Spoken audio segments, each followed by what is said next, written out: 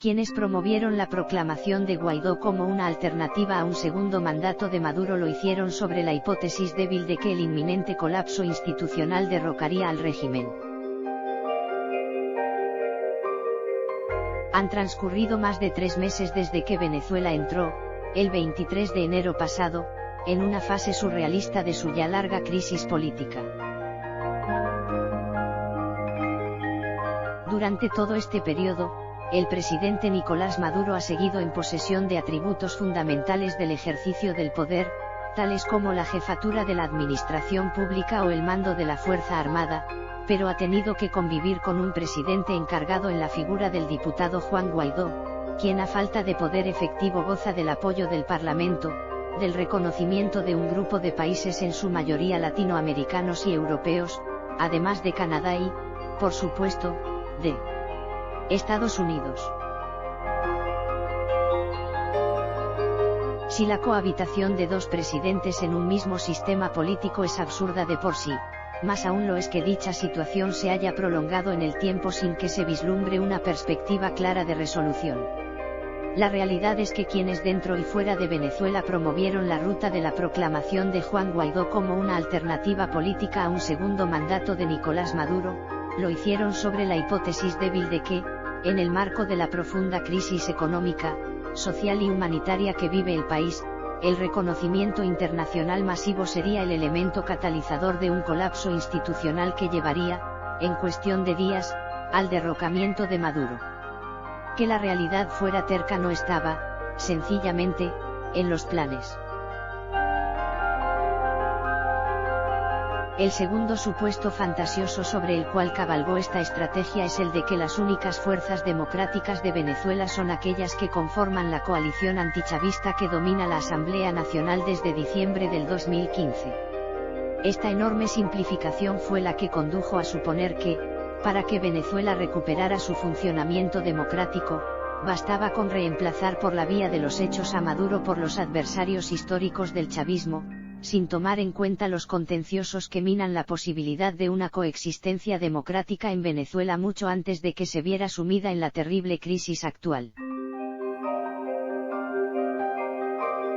Finalmente, suponer que en un país donde la veneración patriótica del libertador Simón Bolívar es un elemento fundacional de la nación y de su fuerza armada, una solución consensual podía surgir del candidato preferido e incondicionalmente apoyado por el gobierno de Estados Unidos, es simplemente desconocer la historia de América Latina. Pensar seriamente en una alternativa política efectiva para Venezuela es hoy más que nunca un imperativo moral. Porque otra dura realidad es que no habrá solución a la desesperante situación económica y social en la cual estamos sumidos los venezolanos mientras no recuperemos nuestra capacidad institucional de generar políticas públicas. Hemos sido muchos en señalar que el origen y la responsabilidad de la crisis recaen sobre la irracionalidad económica del gobierno de Maduro. Pero una vez dicho eso, es cierto también que el conflicto entre la Asamblea Nacional y el Ejecutivo generan desde 2016 un vacío jurídico que impide el normal desenvolvimiento de la economía nacional, y que a partir de agosto de 2017 las sanciones financieras impuestas por Estados Unidos impiden el acceso del país y de nuestra industria petrolera al financiamiento internacional. Desde enero de 2019, el gobierno de Estados Unidos inició una nueva escalada de sanciones que busca abiertamente asfixiar al gobierno venezolano, impidiéndole comercializar petróleo y congelando los activos públicos venezolanos en el exterior. El problema evidente con este postulado es que asfixiar a un gobierno es un eufemismo para asfixiar a un país entero con el propósito de que el sufrimiento precipite un cambio político. Y mientras que el sufrimiento nos impactará sin duda alguna tarde o temprano, el cambio político, como hemos podido constatarlo a lo largo de estos 3 meses, no deja de ser una hipótesis de trabajo. El primer paso para pensar dicha alternativa es zafarnos de la camisa de fuerza que nos impone la polarización política. Si bien la división entre chavismo y antichavismo sigue siendo pertinente para valorar las sensibilidades políticas, el pueblo venezolano es abrumadoramente partidario de la democracia como sistema de gobierno, y de la coexistencia y el diálogo como métodos para dirimir las diferencias. Quienes conciben la política como una guerra en la cual la victoria consiste en la eliminación del adversario son, sin lugar a duda, minorías fanáticas y ruidosas, pero minorías al fin.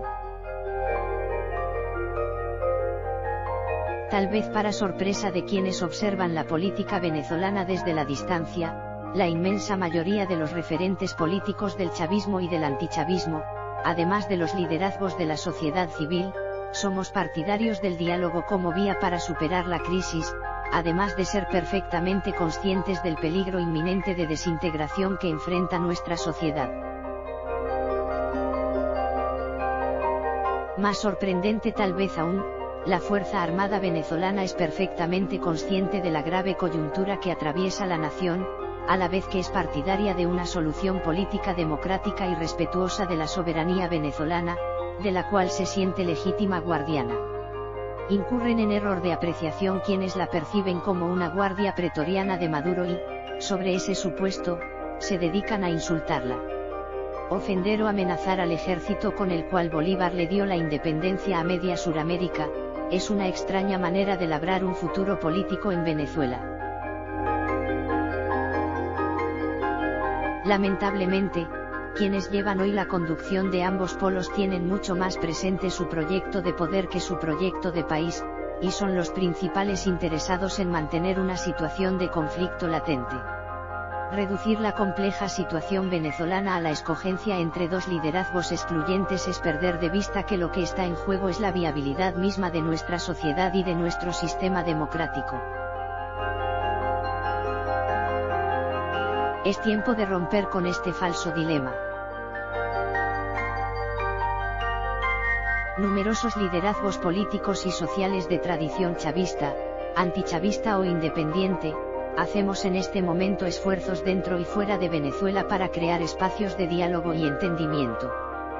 Coincidimos en que es necesario un proceso de retorno concertado al normal funcionamiento de nuestras instituciones democráticas, sobre la base de un acuerdo nacional inclusivo que garantice la coexistencia política de todos.